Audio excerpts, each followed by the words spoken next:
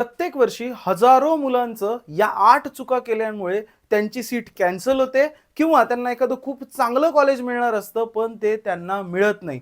तर माझी अशी इच्छा आहे की तुम्ही प्रत्येकाने कोणीही आपल्या महाराष्ट्रातील मुलांनी कोणीही या 8 चुका केल्या नाही पाहिजेत, जेणेकरून तुम्हाला भविष्यामध्ये तुम्हाला जे तुमच्या मनासारखं कॉलेज आहे, तुमच्या पर्सेंटाईलवर जे कॉलेज मिळू शकतं ते मिळालंच पाहिजे आणि तुम्हाला पुढे जाऊन तुमची सीट कॅन्सल नाही झाली पाहिजे. सो हे आज आपण डिस्कस करूया की ह्या 8 चुका कोणत्या आहेत आणि रजिस्ट्रेशन करताना तुम्ही कोणत्या 8 चुकांची काळजी तुम्ही घेतली पाहिजे. एक सगळ्यांसाठी इम्पॉर्टंट अपडेट आहे. काल रजिस्ट्रेशन सुरू झाल्यामुळे काउन्सिलिंगला खूप जास्त एनरोलमेंट्स किंवा खूप जास्त लोकांनी एनरोल केलं, त्यामुळे आम्हाला व्हॉट्सअप ग्रुपमध्ये प्रत्येकाला ॲड करता आलेलं नाहीये आणि आम्ही लवकरात लवकर तुम्हाला व्हॉट्सअप ग्रुपमध्ये ॲड करण्याचा प्रयत्न करतोय. जर तुम्ही व्हॉट्सअप ग्रुपमध्ये ॲड झालेला नसाल, फक्त या नंबरला व्हॉट्सअप करा, तुम्ही कधी एनरोल केलेला आहे आणि काय केलेलं आहे त्याच्या थोड्याशा डिटेल्स पाठवा. माझी टीम लवकरात लवकर वर्क करेल आणि तुम्हाला आम्ही व्हॉट्सअप ग्रुपमध्ये ॲड करून घेणारच आहोत. अजून सुद्धा जर तुम्ही एनरोलमेंट केलेली नसेल, लक्षात घ्या आमची टीम तुम्हाला ही सगळी प्रोसेस करून देणार आहे. रजिस्ट्रेशन, डॉक्युमेंट व्हेरिफिकेशन, चारही कॅपराऊंडचे फॉर्म,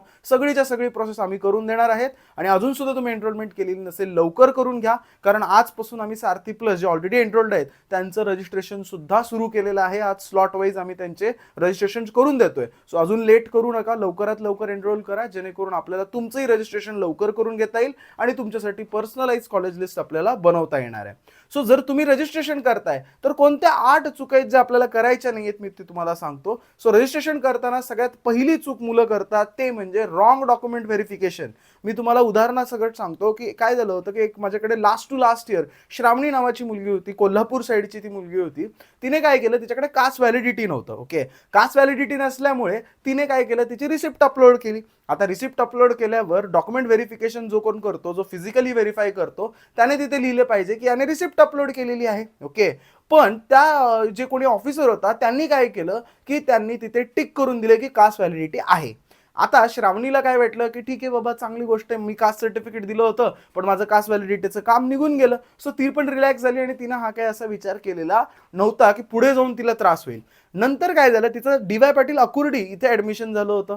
ऍडमिशन झाल्यानंतर प्रॉब्लेम असा आला की जेव्हा कॉलेजने व्हेरिफिकेशन केलं तेव्हा तिथे दिसत होतं कास्ट व्हॅलिडिटीच्या जागी रिसिप्ट.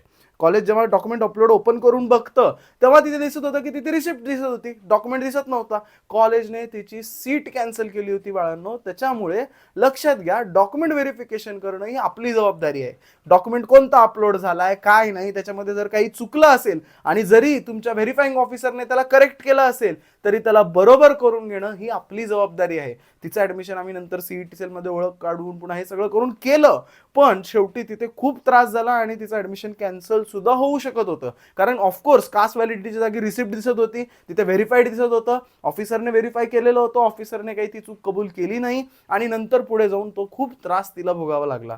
सो माझा प्रत्येकाला सल्ला असेल, लक्षात घ्या, जेव्हा तुम्ही ऑफलाईन जाताय गर्दी असते, ऑनलाईन व्हेरिफिकेशन करणाऱ्या ऑफिसर्सवर खूप प्रेशर असतं. सो मे बी ते कधी कधी बघत नाहीत आणि ते डिरेक्ट व्हेरीफाय करून टाकतात आणि मग काय होतं, त्याचा त्रास हा पुढे आपल्यालाच होत असतो. व्हेरिफिकेशन दोनदा होतं, आज एक होणार आहे आणि नंतर जेव्हा कोणतं कॉलेज तुम्हाला मिळणार आहे तेव्हा सुद्धा तुमचं व्हेरिफिकेशन होणार आहे. मग जर तुम्ही असं केलं की आज तुम्ही व्यवस्थित डॉक्युमेंट अपलोड केलेले नसतील तर ऍडमिशन मिळाल्यानंतर जे मनासारखं कॉलेज आहे ते मिळाल्यानंतर तुमची सीट जाऊ शकते, हे लक्षात ठेवा. लास्ट इयरचं अजून एक उदाहरण सांगतो की गेल्या वेळेस एका मुलाने चुकून 10th जागी सुद्धा 12thच अपलोड केली होती आणि 12thच्या जागी सुद्धा 12thच, म्हणजे एसएससी आणि एचएससी दोन्ही ठिकाणी तर 12thचं डॉक्युमेंट अपलोड केला होता. व्हेरीफाईंग ऑफिसरच्या लक्षात आलं नाही, त्यांनी व्हेरीफाय करून टाकला. पुढे सेम केस, पुढे त्याला सगळं चेंज करून घ्यावं लागलं, त्यालाही खूप त्रास झाला. सो माझा प्रत्येकाला सल्ला आहे की डॉक्युमेंट व्हेरिफिकेशन ही आपली जबाबदारी आहे. ऑफकोर्स ऑफिसर्सची आहेच, पण तेवढीच आपली जबाबदारी आहे. पुढे जाऊन आपल्याला हा त्रास नाही झाला पाहिजे.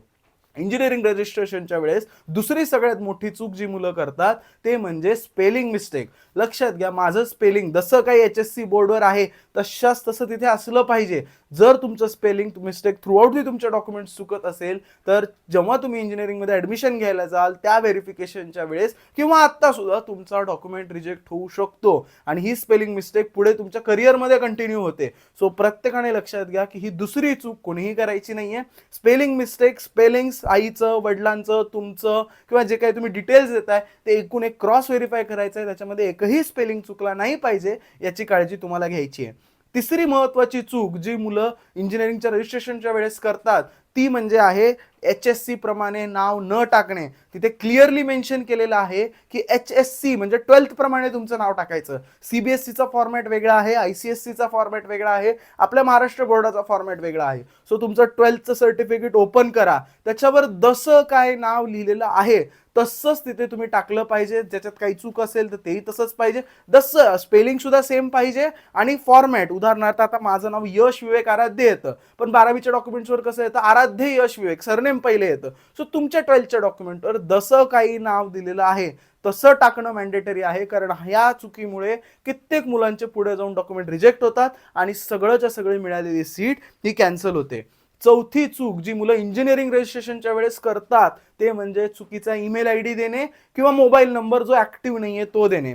लक्षात घ्या, तुम्हाला एकूण 8 ते 12 OTP येणार आहेत. तुमचं आता रजिस्ट्रेशन करताना एक OTP येणार आहे, डॉक्युमेंट व्हेरिफिकेशनच्या वेळेस येणार आहे, 4 कॅपराऊंडच्या वेळेस 4 OTP येणार आहेत, 4 बेटरमेंट फ्रीजच्या वेळेस 4 OTP, स्पॉटचा फॉर्म भरताना OTP. तर जर ओव्हरऑल बघितलं तर 12 ते 15 OTP तुमच्या मोबाईल नंबरवर येणार आहेत आणि त्याचं त्या दिवशी तो OTP आलाच पाहिजे. आज कॅपराऊंडची लास्ट डेट आहे, 1 घंटा उरलाय आणि तुमच्या मोबाईलवर जर OTP येत नसेल, मी बघितलंय कित्येक मुलांच्या याच्यावर OTP येत नाही. लक्षात आलं का? मग सो तुमचं चांगलं कार्ड आहे, ज्या कार्डला तुमच्या घरांमध्ये रेंज असते, ज्या कार्डला कधी काही इश्यू येत नाहीत, असा मोबाईल नंबर तुम्ही रजिस्टर करून घेतला पाहिजे. हा काही मोबाईल नंबर पुढे कंटिन्यू होणार नाहीये. सो प्रत्येक विद्यार्थ्याला माझा सल्ला असेल, तुमच्या आई वडिलांचा नंबर द्या. आपले नंबर्स आपले काय आपण बंद होऊ शकतात, स्विच ऑफ होऊ शकतो, काही होऊ शकतं, पण आई वडिलांचं स्टेबिलिटी असते, त्यांचे नंबर्स द्या, जेणेकरून तुम्हाला भविष्यात OTP किंवा अशा टेक्निकल अडचणी तुम्हाला फेस कराव्या लागणार नाहीयेत. पाचवी महत्वाची चूक जे मुलं इंजिनिअरिंग रजिस्ट्रेशनच्या वेळेस करतात ती म्हणजे कॅटेगरी चेंज न करून घेणे. लक्षात घ्या, काय होतं माहिती का, की तुम्ही समजा CET सेलची एक्झाम देताना तुम्ही ओपन केला आहे, पण आज तुमच्याकडे EWS डॉक्युमेंट आहे, तर तुम्ही EWS मध्ये जाऊ शकता. जर तुम्ही तेव्हा OBC केलं होतं ना, आता SCBC आहे, तर तुम्ही तुमची कॅटेगरी काय जी असेल ती चेंज करू शकता.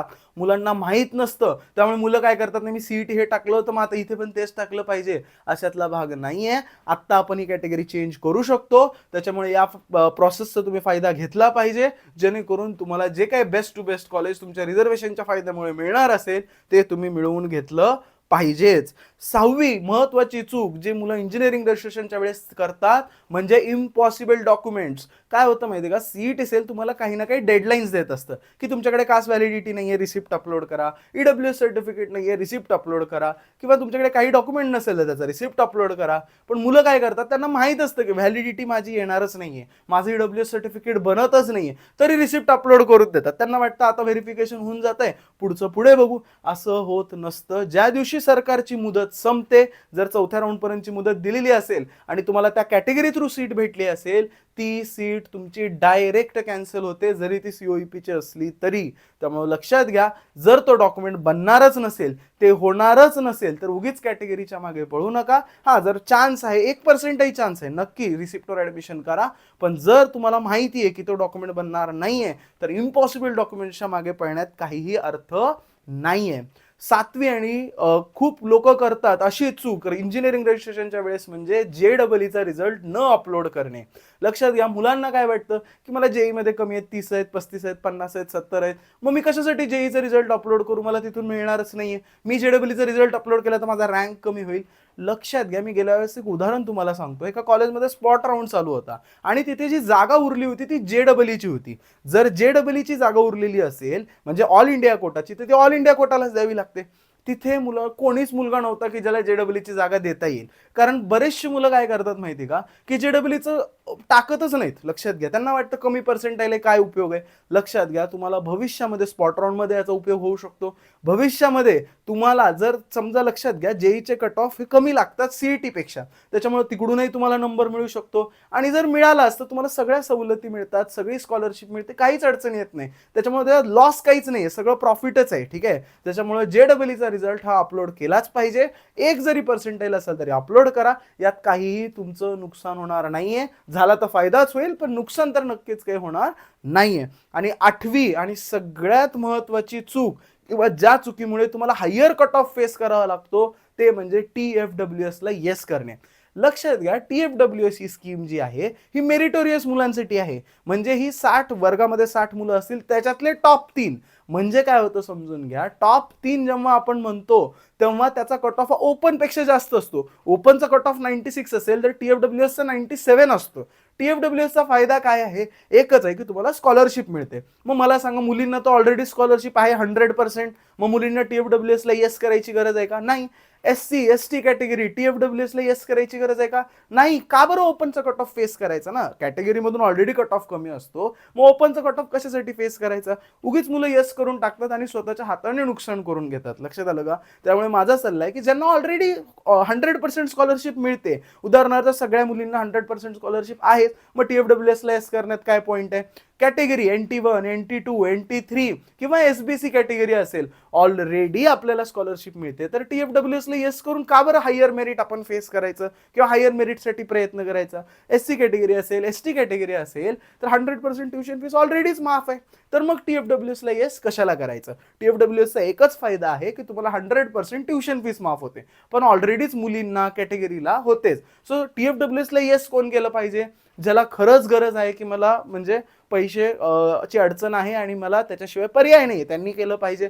दुसरं कोणी केलं पाहिजे? ओपन कॅटेगरीची मुलं, EWS कॅटेगरीची मुलं, OBC कॅटेगरीची मुलं आणि SCBC कॅटेगरीची मुलं. बाकी प्रत्येकाला 100% ऑलरेडी स्कॉलरशिप आहेच, त्याच्यामुळे त्याला TFWSला येस करून आपल्या हाताने उगीच हायर मेरिटला जाण्याची आपल्याला गरजच नाहीये. आणि या मुलांनी येस करून ठेवलं पाहिजे. TFWSचे वेगळे कोड टाकावे लागतात, ते कसं काय हे मी पुढच्या व्हिडिओमध्ये नक्की तुम्हाला कळवेन. तुम्हाला त्यात काही डाऊट असेल तर माझ्या कमेंट सेक्शनमध्ये मला कळवा. आणि या 8 चुका तुमच्या रजिस्ट्रेशनच्या वेळेस प्लीज करू नका, कारण या 8 चुका मुलांना आपल्या गावाकडे हे सगळ्या गोष्टी माहीत नसतात. मुलं सायबर कॅफेवाल्यांना पण याच्याबद्दल काही आयडिया नसते, पटापट ते टिक करतात, त्यांना गडबड असते फॉर्म भरायची, त्याच्यामुळे आपल्याला कधी कधी खूप चांगलं मिळणारं कॉलेज मिळत नाही.